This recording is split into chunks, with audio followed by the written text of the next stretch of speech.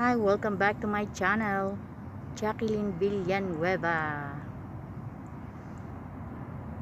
10:44 a.m. August 18, 2020. I am going to work. May the Lord bless you, make His face shine upon you, and be gracious to you. May the Lord watch over you, give you His peace, love, joy, mercy, and grace, prosperity, wisdom in abundance, togetherness with all your loved ones, family, friends, managers, customers, and co-workers, and all the people in all human race. Glory to God, hallelujah. So pagpasok ko sa pintuan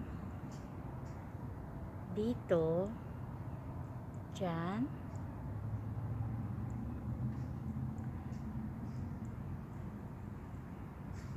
I'll make it sure that I pray before I enter in that building.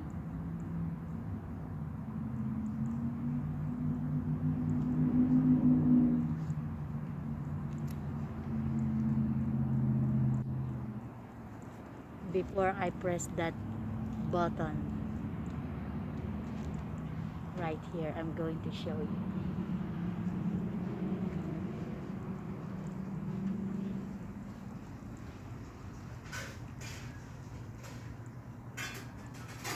There.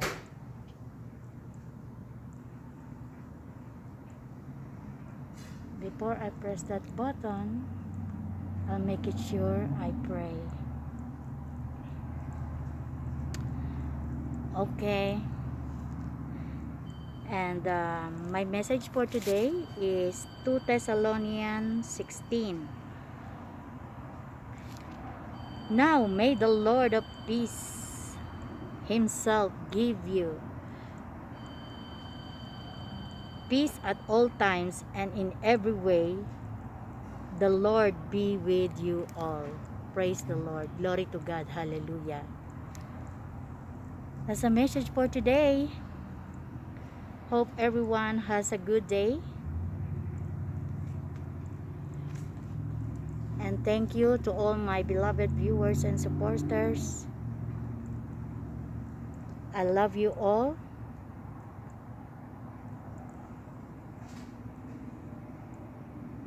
We are all bound with love.